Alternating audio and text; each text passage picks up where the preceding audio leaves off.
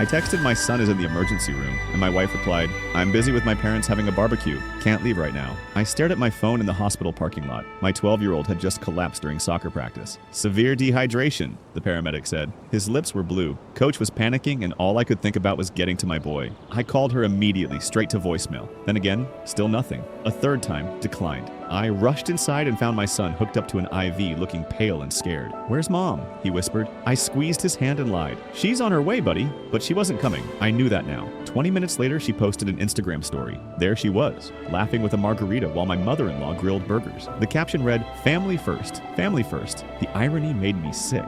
Then I heard it. In the video's audio clear as day, my mother-in-law saying, that kid's always being dramatic. Probably faking it for attention. Weak, just like his father. My wife just laughed. Actually laughed at her own son being called weak while he was in the hospital. I sat there watching my son sleep, remembering every time they dismissed his needs. This wasn't the first time they'd called him too sensitive or said he needed to toughen up. See, here's what they didn't know. I'd been secretly paying their mortgage for 3 years after her dad lost his job. He was too proud to ask for help, so I quietly set up auto pay from my business account. Their car payments, credit cards, even their health insurance all came from me. They thought her dad was some financial genius who'd turned his life around. Really, he was living off my dime while insulting my son. The doctor came by around 9 p.m. He's stable now, but you did the right thing, bringing him in quickly. Dehydration this severe could have been dangerous. While my son slept peacefully, I pulled out my laptop and connected to the Wi-Fi. Time for some financial housekeeping. First, their mortgage. 3 clicks and the autopay was canceled. The bank would send a notice in 48 hours. Second, the car loan on that BMW her dad loved bragging about. Authorization removed. 2 missed payments and they'd start repo proceedings. Third, their credit cards. All 5 of them tied to my master account. Revoked access with immediate effect. Fourth, their health insurance. The luxury plan I'd been covering as a family gift. Gone. Fifth, their life insurance policies. Another monthly payment I'd been handling. Canceled. Each cancellation felt better than the last. My son's steady breathing was the only sound I needed. The next morning, her dad called me screaming before I'd even finished my first cup of coffee. The bank says our mortgage payment was rejected. There must be some computer error or identity theft or something. No mistake, I said calmly, watching my son eat hospital pancakes with a genuine smile for the first time in 12 hours. What do you mean? How could this happen? We've never missed a payment in 3 years. I could hear my wife in the background, her voice rising in panic. Probably just now starting to realize the gravity of choosing a barbecue over her son's life-threatening medical emergency. Maybe ask your daughter where her priorities are, I said. While you were grilling burgers and calling my son weak and dramatic, he was fighting for his life in an emergency room. But our house, our cars, our credit cards aren't working either. Should have thought about that before dismissing a child's medical emergency for potato salad and beer. The silence on the other end was absolutely beautiful music to my ears. You can't do this to us, he finally sputtered, his voice cracking. Can't or won't? I asked coldly. My father-in-law's voice cracked. Please, you don't understand. We have other debts. Serious ones. Your money was the only thing keeping them away. Not my problem anymore. You don't get it. We borrowed money from people who don't take no for an answer. They're coming for their payment on Friday. Should have thought about that before calling my son weak. My wife grabbed the phone again, her voice pure panic. Listen to me. The people he borrowed from, they're dangerous. They threatened us. They said if we don't pay... I heard a car door slam in the background through her phone. Her father's voice went white. Oh God, that's their car. They're here 3 days early. I hung up, just pressed the red button, and ended the call. My finger hovered over the screen for like half a second, and then I turned my phone face down on the tray table. The nurse was coming in to check my son's vitals anyway, and I wanted to focus on what actually mattered. My boy was awake now, asking for more orange juice. His color was coming back. That's what I cared about. Dad? He said, looking at my phone. Who was that? Nobody important, buddy, I said. How are you feeling? He shrugged, the IV tube moving slightly with his shoulder. Better, I guess. My head doesn't hurt as much. He paused, then looked at me with those big eyes that always killed me. Is Mom coming? I felt my jaw tighten. She's dealing with some stuff at Grandma and Grandpa's house. Oh, he looked down at his juice. Did I do something wrong?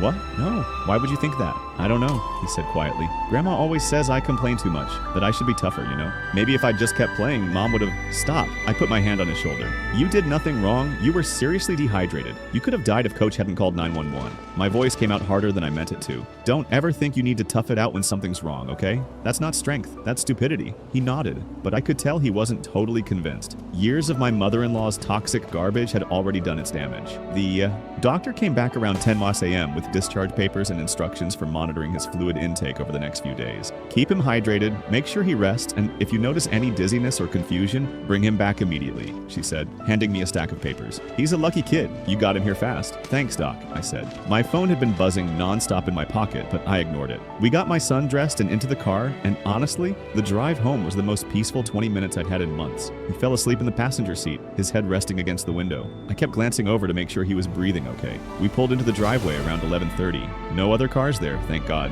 I helped my son inside and got him set up on the couch with blankets, water, and the TV remote. Rest, okay? I'll make you some soup in a bit. Can I have the good soup, the one with the little stars? He asked. Yeah, buddy. Whatever you want. He smiled and closed his eyes, and I swear to God, that smile was worth every single penny I'd ever given to those ungrateful assholes. I went to the kitchen and actually looked at my phone for the first time since the hospital. 37 missed calls, 23 text messages, 6 voicemails, all from my wife and her father. The texts started out frantic.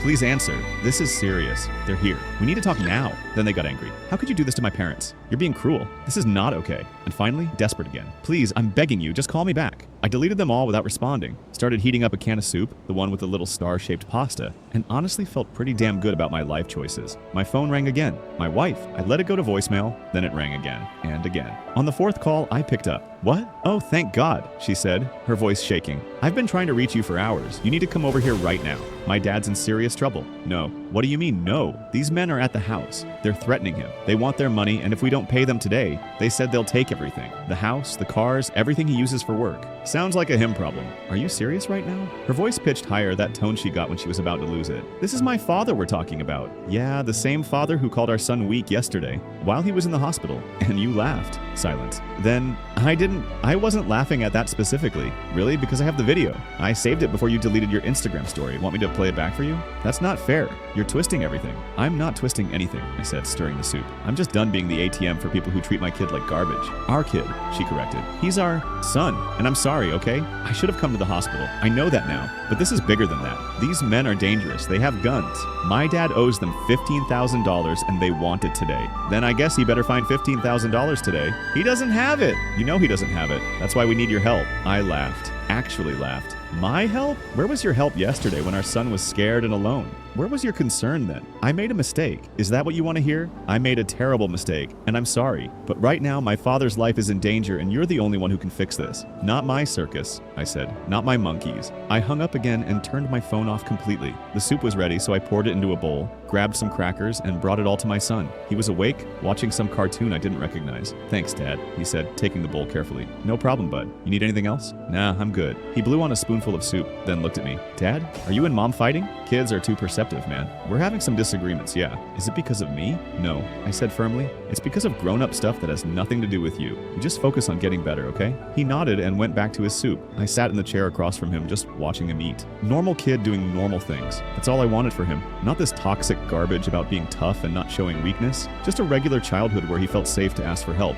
when he needed it. Around 2 p.m., I heard a car pull up outside, then doors slamming. I looked out the window and saw my wife getting out of her car, followed by her mother. Great, here we go. I met them at the door before they could knock. What do you want? We need to talk, my wife said. Her eyes were red and puffy. She'd been crying. Her mother stood behind her, arms crossed, looking like she wanted to murder me with her eyes. There's nothing to talk about. Please, my wife said. Can we just come in? For 5 minutes? I glanced back at the living room where my son was. He's resting. Keep your voices down. I let them in, closing the door behind them. We stood in the entryway. I didn't invite them further into the house. You need to help my father, my wife started. Those men left, but they gave him 72 hours. If he doesn't have $15,000 by Friday, they're taking his work truck and all his tools. That's his livelihood. He won't be able to work. Okay, I said. And my mother-in-law's face turned red. And you need to give him the money. You've been helping us for years. Why stop now? Because you called my son weak while he was in a hospital bed fighting for his life. And my wife thought a barbecue was more important than being there for him. That's why. Oh, don't be so dramatic, my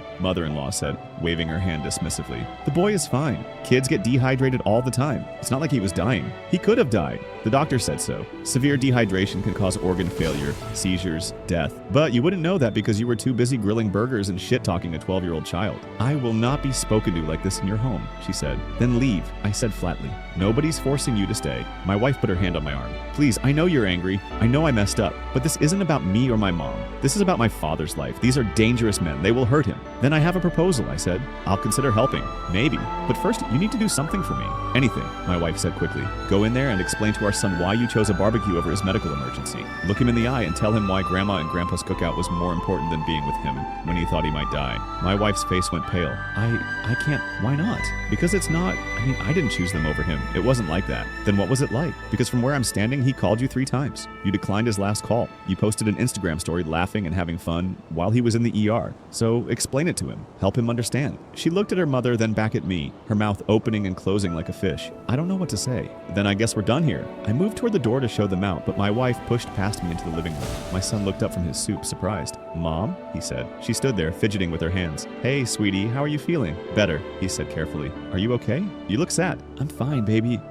She looked back at me, pleading with her eyes. I shook my head. She was on her own. I wanted to say I'm sorry for yesterday. I should have come to the hospital right away. It's okay, my son said quietly. No, it's not okay, I said from the doorway. Tell him why you didn't come. My wife shot me a look, but I wasn't backing down. She turned back to our son. I was with Grandma and Grandpa, and they really wanted me to stay for the barbecue, and I thought you were fine, that it wasn't serious. But I called you 3 times, my son said, his voice small. I was really scared, Mom. I thought something was really wrong with me. I know, baby, and I'm so sorry. I should have answered. I should have been there. Why weren't you? He asked. It was such a simple question, but I could see it hit my wife like a truck. Did Grandma and Grandpa need you more than me?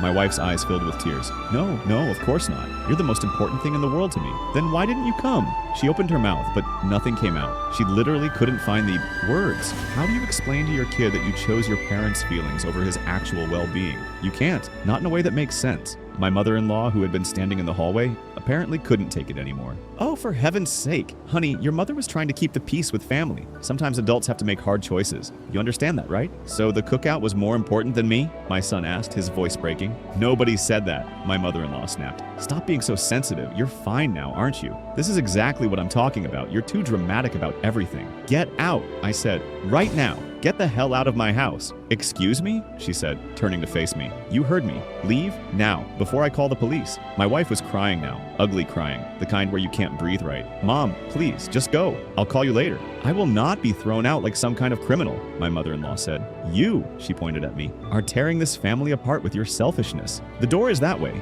I said, pointing. Use it. She huffed and stormed out, slamming the door behind her. The silence that followed was heavy as hell. My son had set his soup bowl down and was staring at his hands. My wife was still standing in the middle of the living room, tears running down her face. I'm going to my room, my son said quietly. He got up, taking his blanket with him, and walked past both of us without looking up. I heard his door close softly down the hall. My wife looked at me. Are you happy now? You made him feel worse. I didn't make him feel anything. You did that all by yourself. I just made you actually face what you did instead of brushing it under the rug like you always do with your parents. What do you want from me? She shouted. I said I was sorry. I apologized. What more do you want? I want you to actually mean it. I want you to understand that your parents have been poisoning our son for years with their toxic nonsense about being tough and not showing weakness. I want you to acknowledge that their approval is more important to you than your own kid's emotional well-being. I want you to actually choose us for once instead of them. That's not fair. They're my parents. I can't just cut them off. I'm not asking you to cut them off. I'm asking you to set boundaries, to protect our son from their bullshit. But you won't, will you? Because you're terrified of disappointing them. She didn't answer. She just stood there crying. After a minute, she said,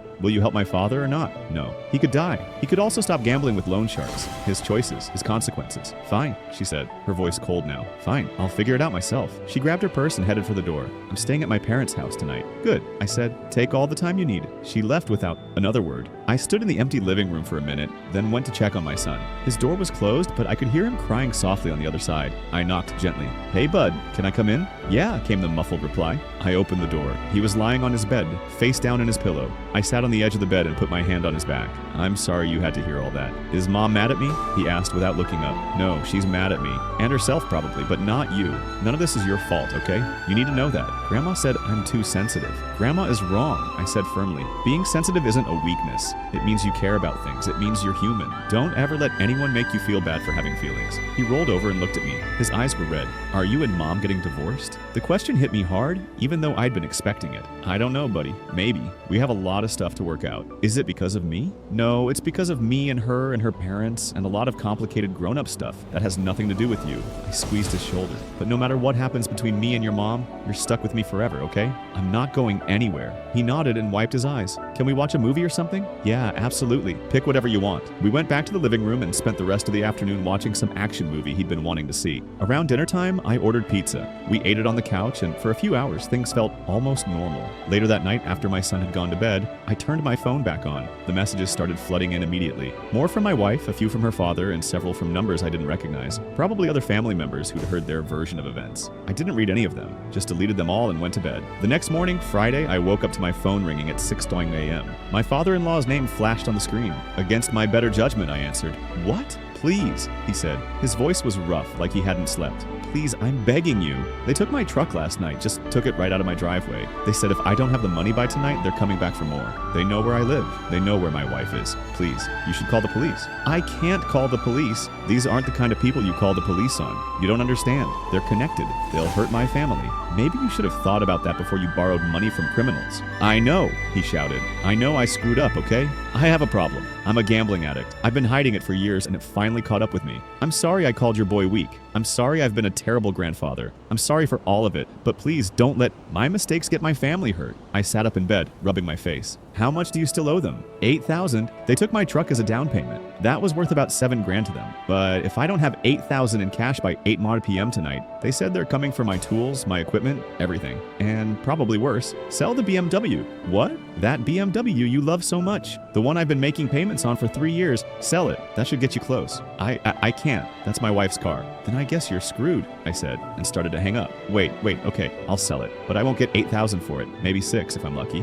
Will you cover the rest? I thought about my son, about how he'd asked if he'd done something wrong, about years of my mother-in-law's comments about being tough and pushing through pain, about my wife laughing while her mother called our boy weak. Here's the deal, I said. I'll pay the difference. But you have to do 2 things. First, you go to actual gambling addiction counseling. Real professional help. Not some church group or self-help book. Actual therapy. Okay, yes, I'll do it. And second, your wife writes a genuine apology letter to my son. Not some half-assed, sorry you felt bad nonsense. A real apology where she acknowledges the specific things she said and takes responsibility for the damage they caused. And she has to mean it. There was a pause. I don't know if she'll do that. Then you better convince her because that's the deal. Both of those things or you're on your own. Okay, he said quickly. Okay, I'll talk to her. Thank you. Thank you so much. Don't thank me yet. You haven't done anything yet. I hung up and immediately felt exhausted. It wasn't even 6:30 in the morning. I got up and checked on my son. He was still asleep, curled up with his favorite pillow. I stood in his doorway for a minute, just watching him breathe. This is what mattered. Him being safe, healthy, and not growing up thinking he had to be tough all the time. Around 10:01 a.m., my father-in-law called again. I sold the car, got $6,000 for it. Can you Venmo me the other 2? Did your wife write the letter? She's working on it. No deal. Both things or nothing. Come on, man. These guys are serious. I don't have time for her to write some essay. That's your problem to figure out. Get the letter done, get into counseling, and I'll send the money. Otherwise, find another way. I hung up again. An hour later, my wife called. What the hell are you doing? My dad needs that money now. You're literally holding his life hostage over some letter? Tell your mother to write the letter. Simple. She won't do it. She says it's manipulative and she shouldn't have to apologize for trying to teach our son to be strong. Then I guess your dad is out of luck. You are being incredibly cruel right now. Do you understand that? My father could get hurt or worse, and it'll be your fault. No, I said calmly. It'll be his fault for gambling with loan sharks, and your mother's fault for being too proud to admit she was wrong. Don't put this on me. I can't believe you, she said, her voice shaking. This is my family, and that's my son. Your son too, supposedly, though you haven't acted like it lately. She hung up. The calls kept coming throughout the day. My wife, her dad, even my mother-in-law called once, though I didn't answer that one. At 4:09 p.m., my father-in-law called again. Okay, the letter's done. My wife wrote it. Can you send the money now? Text me a picture of it. A minute later, my phone dinged. I opened the message and read the letter. It was written on fancy stationery in my mother-in-law's perfect cursive handwriting. Dear grandson, it started. I apologize if my words hurt your feelings. I was only trying to help you become a stronger person. I hope you can understand that sometimes adults say things that come out wrong. I love you very much and hope we can move past this. Love, Grandma. I called my father-in-law back. This isn't an apology. This is a sorry you were offended. Try again. What? No, come on. She wrote the letter. That's what you asked for. I asked for a genuine apology that acknowledges specific hurtful comments and takes responsibility. This is garbage. She's basically saying, sorry you're too sensitive to handle my wisdom. Not good enough. She's not going to write another one. She's already furious that she had to write this one. Then I guess she cares more about her pride than your safety. Not my problem. I hung up. At 6:00 p.m., my wife showed up at the house. She didn't knock, just let herself in with her key. We need to talk. I was making dinner for my son, chicken and rice. Make it quick. We're about to eat. My mother isn't going to write another letter. She refuses. But my dad found another way to get part of the money. He sold some stuff, borrowed from a friend. He has $7,000 now. Please, just give him the last $1,000. Please. The loan sharks will be there in 2 hours. I stirred the rice, thinking, where'd he get the other money? Does it matter? Yeah, it does. Because if he borrowed it from someone else, he's just kicking the problem down the road. She hesitated. He used his credit cards. Cash advances. It's fine. He'll pay them back. With what money? He doesn't have a job. His truck is gone. His tools are about to be gone. He'll figure it out. People do it all the time. I turned to face her. Your mom really won't apologize? She says you're using this situation to control her, that she won't be manipulated. Then no, I'm not giving them anything. You're going to let my father get hurt over this? I'm not letting anything happen. He made his own choices. Your mother is making hers. These are consequences. Sometimes people have to face them. She stared at me like she didn't know who I was. I don't even recognize you right now. Good. Maybe you never really knew me to begin with. She turned and walked out. At 7:45 p.m., I got a text from an unknown number. It was a photo of my father-in-law standing outside his house, looking terrified. 2 men in dark clothes stood nearby, their faces deliberately out of frame. The message said, "Last chance." I stared at the photo for a long time. Then I opened my banking app. I sent $10,000 directly to the account number my father-in-law had given me days ago, when he'd first tried to explain the situation. Not $2,000, not $8,000, $10,000, enough to cover the full debt with a little extra. Then I sent a text to my father-in-law. Paid in full. You're welcome. Don't ever contact me again. Get help for your gambling, or next time you're on your own. I blocked his number, blocked my mother-in-law's number. Then I went back to the kitchen where my son was waiting. Sorry, bud. Let's eat. Is everything okay? He asked. Yeah, I said. Everything's fine. We ate dinner together, and I didn't tell him about any of it. He didn't need to know. Later that night, my wife called. I almost didn't answer, but something made me pick up. What? My dad just told me what you did, she said. Her voice was different, quieter. You paid the whole thing. You didn't have to do that. No, I didn't. Then why did you? Because despite everything, I'm not actually going to let someone get hurt if I can prevent it. But this is the last time. You understand? I'm done being the bank for your family. I'm done with your mother's toxic bullshit. I'm done with all of it. I know, I get it. Do you? Because it seems like you're always going to choose them over us. She was quiet for a minute. Then she said, "Can I come home?" That depends. Are you ready to actually choose your son over your parents? Are you ready to set real boundaries with them? Or are you just coming back because the crisis is over? I don't know, she said honestly. I don't know how to do this. They're my parents. I've spent my whole life trying to make them happy, trying to be what they wanted. I don't know how to just stop. Then maybe you need help figuring that out, therapy or something. Because I can't keep doing this. Our son can't keep doing this. He asked me today if he matters less than a cookout. Do you understand how much that hurts? She started crying. I know I messed up. I've been messing up for a long time, haven't I? Yeah, I said. You have. Can we fix this? I don't know. Maybe. But you need to actually want to fix it. You need to put our son first. No more excuses. No more defending your mother when she says horrible things. No more choosing their feelings over his well-being. Okay, she said. I'll try. I swear I'll try. Trying isn't good enough. You have to actually do it. Then I'll do it. But she didn't come home that night or the next night. She stayed at her parents' house, and honestly, I was relieved. I needed the space. My son needed the space. We fell into an easy rhythm, just the two of us. I made his meals, drove him to school, helped with homework. We watched movies and played video games. It was peaceful. On Monday morning, the school counselor called me. Hi, Mr. Wilson. I wanted to follow up on our conversation from last week. How is everything going at home? Right. I'd called her after the hospital incident. It's been a rough week, honestly. My wife and I are having some issues. I was hoping we could schedule some sessions for my son. He's been through a lot lately. Of course, I have an opening tomorrow afternoon. Would that work? Perfect. Thank you. Tuesday afternoon, I picked my son up early and took him to his counseling session. He was nervous, fidgeting with his backpack straps as we walked through the school hallways. What if she asks about mom? He whispered. Then you tell her the truth. She's there to help, okay? You don't have to hide anything. The session lasted 45 minutes. When my son came out, he looked lighter somehow. How was it? I asked. Good, I think. She's nice. She asked a lot of questions about grandma and the stuff she says. We got ice cream on the way home, and for the first time in days, I saw him smile for real. Not a forced smile, not a trying to make me feel better smile, but a genuine, a kid happy about ice cream smile. That evening, my wife showed up again. She knocked this time instead of using her key. I let her in. I've been thinking, she said, about everything you said. You're right. I've been prioritizing my parents over you and our son for too long. I'm scared of losing their approval, and that fear has made me a bad mother. I didn't say anything, just waited for her to continue. I want to fix this. I want to be better. I called a therapist today and scheduled my first appointment for Thursday. It's a woman who specializes in family dynamics and codependency. I'm going to work on myself. That's good. I said, that's a start. Can I see him? Our son. He's in his room.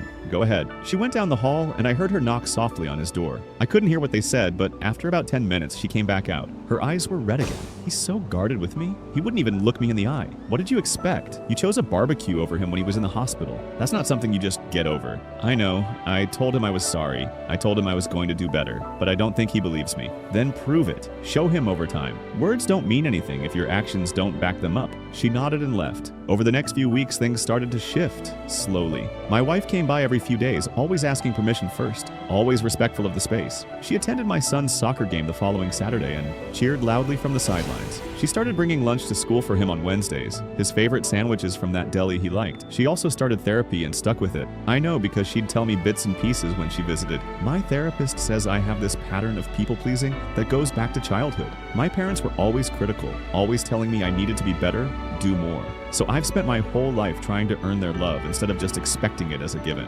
Yeah, I can see that, I said. We were sitting on the porch one evening while my son did his homework inside. It explains a lot about how you interact with them. She says I need to set boundaries, actually tell them no sometimes, but I don't know how. Every time I think about it, I feel sick. That's the codependency talking, but you'll get there. It takes time. 2 months in, she asked if we could try marriage counseling together. I agreed, mostly because I could see she was genuinely trying. Our first session was awkward as hell. The counselor, Dr. Patel, was this older woman with kind eyes and a no-nonsense attitude. She didn't let us dodge the hard questions. Tell me about the hospital incident, she said, and we did. My wife cried through most of it, admitting things I don't think she'd even fully acknowledged to herself before. I was so worried about disappointing my parents that I forgot I was disappointing my son. I forgot I was his mother first. And now? Dr. Patel asked. What would you do differently? I'd leave immediately. I'd tell my parents I had to go and I wouldn't let them guilt me into staying. Dr. Patel looked at me. Do you believe her? I want to, I said honestly, but I need to see it play out in real situations before I fully believe it. Fair enough, Dr. Patel said.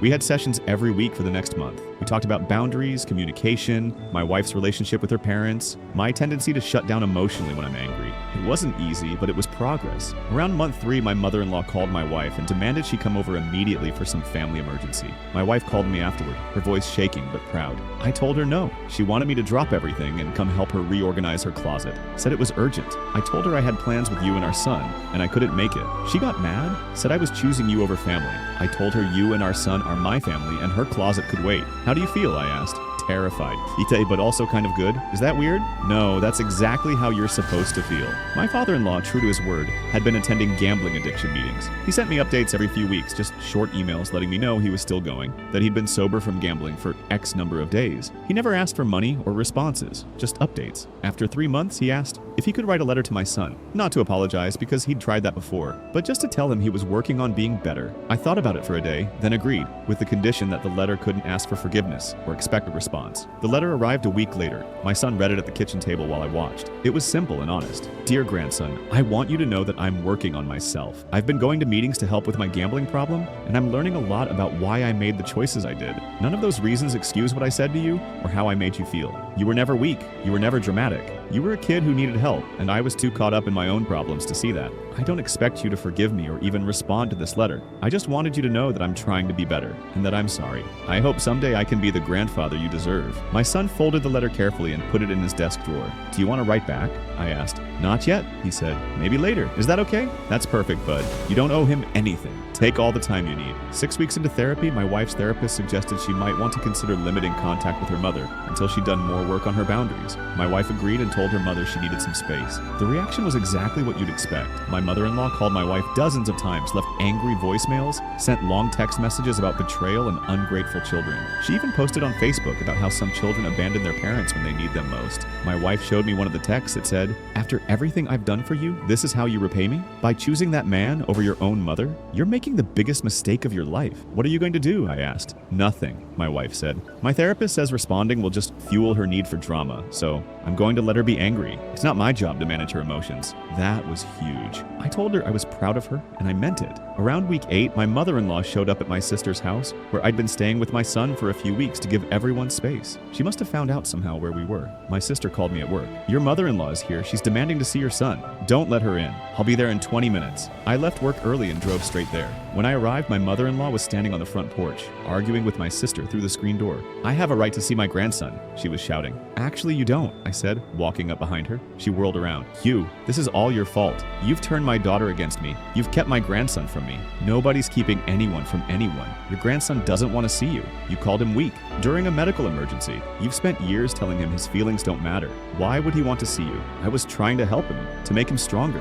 By tearing him down? That's not how strength works. That's how you create trauma. Don't you dare lecture me on parenting. I raised 4 successful children. Did you?" I asked. "Because your daughter is in therapy trying to undo years of codependency you instilled in her. And your husband is a gambling addict who almost got himself killed. That doesn't sound like successful parenting to me." Her face turned red. "How dare you? Get out of my way. I'm going inside to see my grandson." "No, you're not." I stepped between her and the door. "You're going to leave right now, and you're not coming back until you take real accountability for the harm you've caused. Not a fake apology, not a sorry you felt bad. Real, genuine acknowledgement of what you did wrong." "I haven't done anything wrong." "Then we're done here. Leave or I'll call the police for trespassing." She stared at me for a long moment, probably trying to decide if I was bluffing. I wasn't. Finally, she turned and stormed off, but not before yelling, "You're vindictive. You're destroying this family." "The family was already destroyed," I called after her. "I'm just refusing to pretend it's fine." My sister came out after she drove away. "Wow, she's something else." "Yeah, tell me about it." I went inside to check on my son. He'd been in the basement playing video games with my nephew, but apparently they'd heard some of the shouting.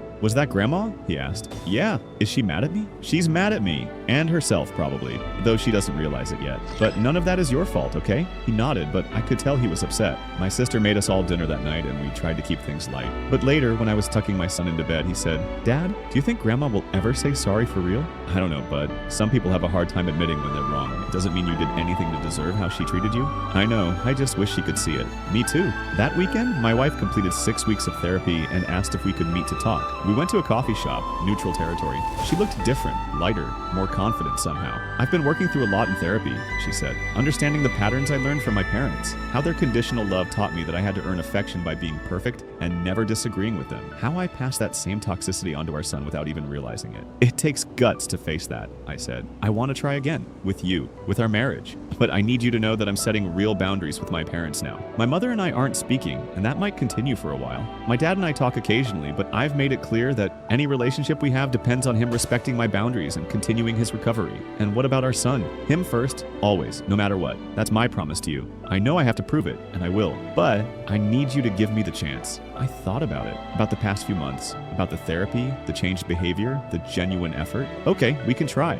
but we keep doing the counseling together. And if you slip back into old patterns, I'm out. I won't put our son through that again." "Fair," she said. "I can live with that." We started slowly. She moved back in, but we kept separate bedrooms for a while. We went to marriage counseling every Tuesday evening. Family dinners became a regular thing, just the 3 of us. My wife attended every single one of my son's soccer games and school events. She never missed one. Not for her parents, not for anything. She proved over and over again that she meant what she'd said. My son started to trust her again, gradually. It wasn't overnight, but little by little he'd open up more, share more, laugh more around her. By month 4, they were joking around like they used to. My father-in-law kept sending his update emails. At the 6-month mark, he asked if he could meet for coffee. Just him and me, no agenda. I agreed, curious. We met at a diner halfway between our houses. He looked different, older maybe, but also healthier. "Thank you for meeting me," he said. "What did you want to talk about?" "I wanted to thank you for paying that debt, for giving me a reason to get my life together, and for not completely cutting me out of my grandson's life. I didn't do it for you. I did it because I'm not a monster." "I know, but still, thank you." He paused, stirring his coffee. "I've been clean from gambling for 6 months now. I got a job doing construction work for a friend's company. It doesn't pay much, but it's honest work. I'm paying off those credit cards slowly. And I'm learning about why I turned to gambling in the first place. Control issues mostly. Childhood stuff. Good for you," I said, and I meant it. "I don't expect forgiveness from you or from my grandson, but I wanted you to know I'm trying to be better, for what it's worth. It's worth something," I said. "Keep doing the work. That's all anyone can ask." We talked for another hour about neutral things. Sports, work, the weather. It wasn't a friendship or anything close to it, but it was civil, human. That was enough. My mother-in-law, meanwhile, continued to escalate. She started calling extended family members, telling them her version of events, how I'd financially abused her family, how I'd turned her daughter against her, how I was keeping her grandson from her for no reason. Several family members reached out to my wife with messages of support for her mother, which only reinforced my wife's decision. They only heard her side, my wife told me. They don't know about the hospital or the things she said to our son. And honestly, I don't care anymore. I'm not going to defend myself to people who won't even ask for the full story. That's growth, I said.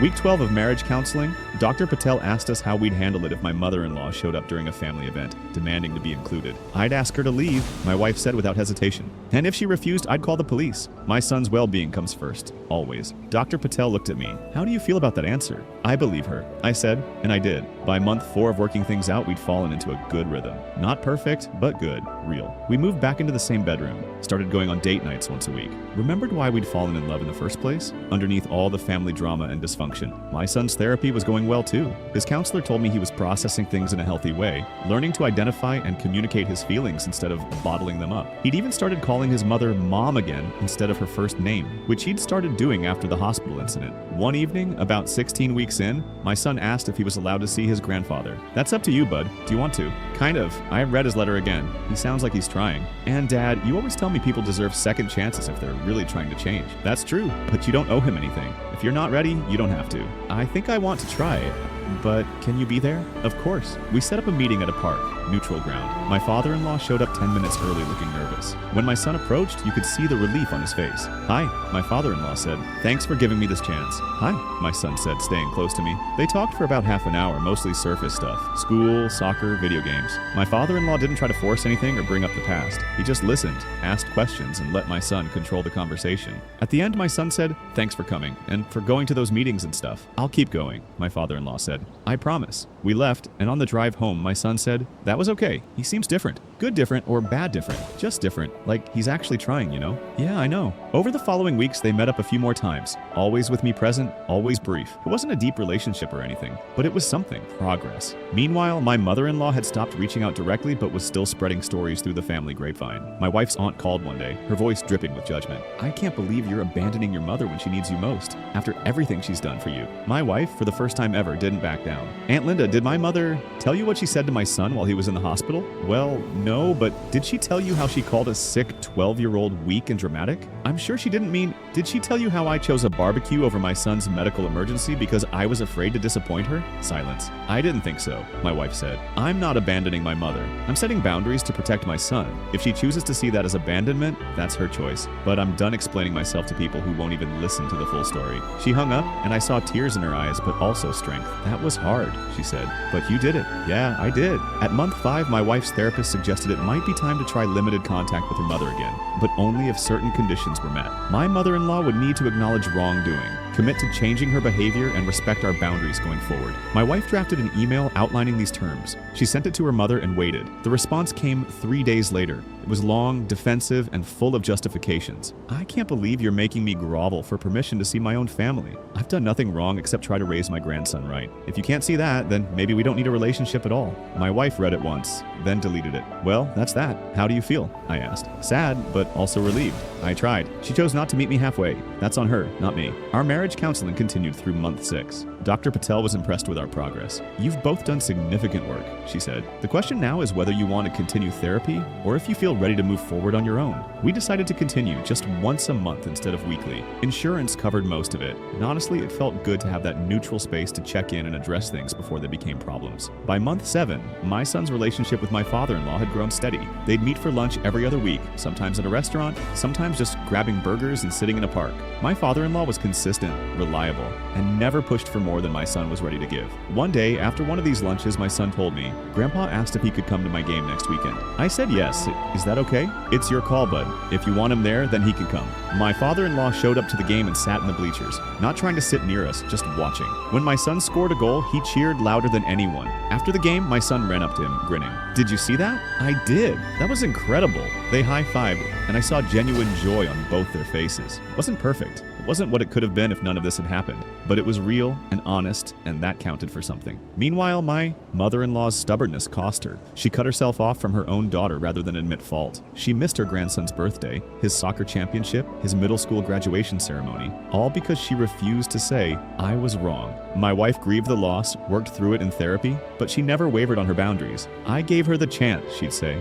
Multiple chances, actually. She chose her pride over our relationship. That's her decision to live with. Month 10 rolled around. around. My father-in-law hit a year of gambling sobriety. He invited us to his 1-year anniversary meeting, a celebration in his recovery group. My wife and son both went. I went too, more as support. We watched him receive his 1-year chip, heard him speak about his journey, the mistakes he'd made, the work he still had ahead of him. I destroyed a lot of relationships because of my addiction, he said to the group. Some I've been able to start repairing. Others are gone for good, and that's on me. But every day I choose recovery is a day I'm choosing my family, even if that family looks different now than it used to. Afterward, my son hugged him. Just walked right up and hugged him. My father-in-law's eyes filled with tears, but he didn't break down. Just hugged back and said, "Thank you for giving me another chance." By month 12, life had settled into a new normal. My wife and I were solid, stronger than we'd been in years. My son was thriving, confident, no longer afraid to speak up when something was wrong. My father-in-law was in our lives in a limited but healthy way, consistently showing up and doing the work. And my mother-in-law? She'd dug in her heels so deep she couldn't find her way back if she wanted to. She'd isolated herself from her daughter, her grandson, most of her extended family who'd eventually heard the full story, all because she couldn't say 3 words: I was wrong. One evening, while my wife and I were cleaning up after dinner, she said,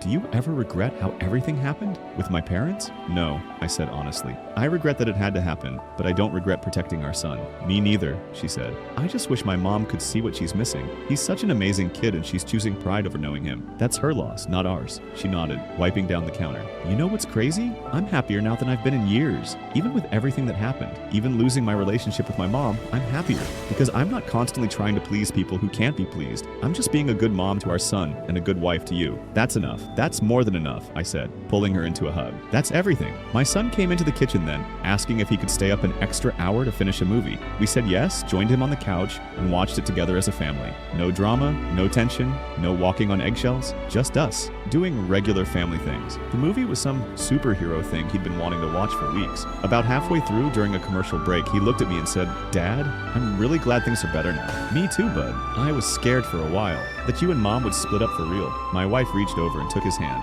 "I'm sorry we put you through that. You shouldn't have had to worry about whether we'd stay together." "It's okay," he said. "I mean, it sucked, but you guys are trying now, I can tell."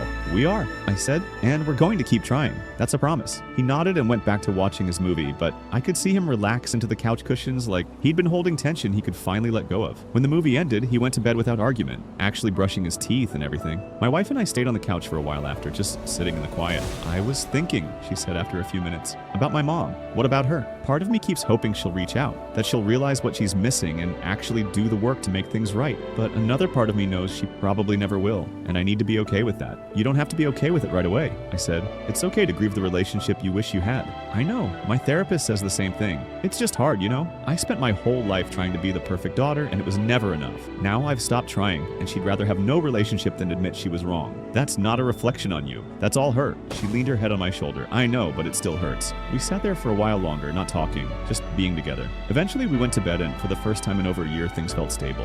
Not perfect, but stable, real. The next few weeks passed in a kind of peaceful routine. My son was doing great in school. His grades had actually improved since all the family drama had died down. Turns out constant stress doesn't help with concentration. Who knew? My wife was still going to therapy, still working on herself, and I was just trying to be present, to be the kind of father and husband I'd always wanted to be. Then, about 3 weeks later, my father-in-law called. "Hey," he said, "I know this is probably overstepping, but I wanted to ask you something." "What's up?" "My wife, she's not doing well. Mentally, I mean. She's isolated herself from everyone. Won't leave the house most days. She's depressed, I think, but she won't see anyone about it. Won't admit anything's wrong." I didn't say anything at first. Part of me wanted to say that was her problem, that she'd made her choices. But another part of me, the part that still remembered her as the woman who'd welcomed me into her family years ago, felt bad. "What do you want from me?" I asked. "Nothing, really. I just thought you should know. And maybe if your wife wanted to reach out, even just a text, it might help. But no pressure." I know she burned that bridge pretty thoroughly. "I'll tell her," I said. "What she does with that information is up to her." "Fair enough. Thanks for listening." I hung up and sat with the information for a while. When my wife got home from work that evening, I told her. She listened without interrupting, her face going through about a dozen different emotions. "Is she actually depressed, or is this manipulation?" she asked when I finished. "I don't know. Your dad sounded genuine, but I can't read minds." She bit her lip, thinking, "What do you think I should do?" "I think that's entirely your decision. I'm not going to tell you to reach out or to stay away. This is your boundary to manage." She nodded slowly. "Okay, I need to think about it." 2 days later, she sent her mother a text. Just a simple one. "Dad told me you're struggling. I'm sorry you're going through that. If you ever want to talk about what happened and take real accountability, I'm open to that conversation. But I'm not compromising on the boundaries I've set. Take care of yourself." The response came an hour later. "I don't need lectures from my own daughter. I'm fine." My wife showed me the text and laughed, but it was a sad laugh. "Well, I tried. You did more than she deserved." I said. Maybe, but at least now I know. She'd rather be miserable and alone than admit she was wrong. That's her choice to make. Yeah, it is. She deleted the text thread and went to start dinner. The subject of her mother didn't come up again for a while. Life moved forward. My son had his 13th birthday party at a trampoline park with a bunch of his friends. My father-in-law came, brought a nice gift, and didn't overstay his welcome. It was good, normal, the kind of birthday a kid should have. At the party, one of the other dads pulled me aside. Hey, I just wanted to say, your son is a really good kid. My boy looks up to him. Thanks, man. I appreciate that. He's polite, confident, treats the other kids well.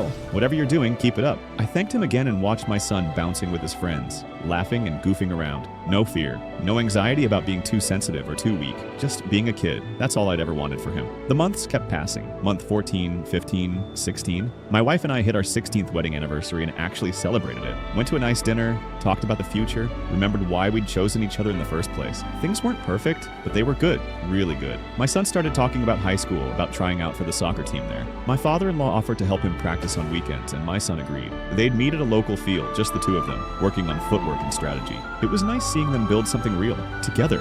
One Saturday afternoon, I went to pick my son up from one of these practice sessions. When I pulled up, they were both sitting on a bench, water bottles in hand, just talking. My son was laughing at something my father-in-law had said. When he saw me, he waved and jogged over. Ready to go? I asked. Yeah, Grandpa was telling me about when he played soccer in high school. He was pretty good, apparently. That's cool. Did you have a good practice? Yeah, he's actually a good coach. Doesn't yell or anything, just explains stuff clearly. That's what good coaches do, I said. My father-in-law came over to say goodbye. Thanks for bringing him, he said to me. It means a lot. No problem. He enjoys it. I know I've said this before, but thank you for giving me this chance. I know I don't deserve it. You're earning it, I said. Keep doing what you're doing. He nodded and headed to his car. On the drive home, my son was quiet for a bit, then said, Dad, can I ask you something? Sure. Do you think Grandma will ever apologize? Like, for real? Honestly, probably not. Some people can't admit when they're wrong. It's not about you or anything you did. It's about them. That sucks. It does. But you know what? You're doing great without her in your life. You're happy, healthy, doing well in school. You don't need her approval to be okay. I know. I guess I just thought family was supposed to stick together, you know? Family does stick together, but real family supports you, respects you, shows up when you need them. DNA doesn't make someone family. Actions do. He thought about that for a minute. So Grandpa is earning his way back? Yeah, he's showing up consistently, working on himself, respecting our boundaries. That's what real change looks like. Cool, I like having him around. Me too, bud. Me too. At home, my wife was making her famous lasagna, the kind that takes hours but is totally worth it. The kitchen smelled incredible. How was practice? She asked when we walked in. Good, my son said. Grandpa says I have a natural talent for defense. That's great, honey. Wash up. Dinner will be ready in 20. He headed upstairs and I helped my wife set the table. Your dad seems to be doing really well, I said. Yeah, he's been texting me updates about his recovery. He's at 18 months now, completely clean. Got a promotion at work too. That's good. Really good. It is. I'm proud of him. He's doing the work, you know? Actually changing, not just saying he will. Unlike your mom. Yeah, unlike my mom. She was quiet for a moment, stirring the garlic bread. I got another message from my aunt today, the one who called me a few months ago. What did she want? To apologize, actually. She said she'd talked to my dad and heard the full story about what happened. She felt terrible for judging me without knowing everything. Did you accept her apology? Yeah, she seemed genuine. And honestly, it felt good to have someone from that side of the family actually listen for once. That's progress. It is. Small steps, right? She pulled the lasagna out of the oven, and we called my son down for dinner. We ate together, talking about his upcoming soccer tournament, about a project my wife was working on at her job, about whether we should get a dog. Normal family dinner conversation. No drama, no walking on eggshells. Just us being us. Later that night, after my son had gone to bed, my wife and I were sitting on the back porch with some wine. The night was cool, stars were out, peaceful. You know what's crazy? She said. What? A year and a half ago, I thought my world was ending. Thought I was losing everything. My parents, my marriage, my relationship with our son. But now I feel like I actually have a life instead of just performing one. What do you mean? I spent so long trying to be who my parents wanted me to be. The perfect daughter, never disagreeing, always available, always putting their needs first. I was miserable and didn't even realize it because that was just normal to me. But now, with boundaries in place, with therapy, with actually prioritizing our family, I'm happy. Like, genuinely happy. I'm glad, I said. You deserve to be happy. So do you. I know I put you through hell. The hospital thing, choosing my parents over our son, all of it. You had every right to divorce me and move on. But I didn't. No, you didn't. You gave me a chance to change, to do better. That's a gift, and I don't take it lightly. You earned the second chance. You did the work. Still are doing the work. She leaned over and kissed me. I love you. Thank you for not giving up on us. I love you too. We sat there for a while longer, just enjoying the quiet. Life had thrown us through the ringer, no doubt about it. But we'd come out the other side stronger, more honest, more real. And that was worth everything.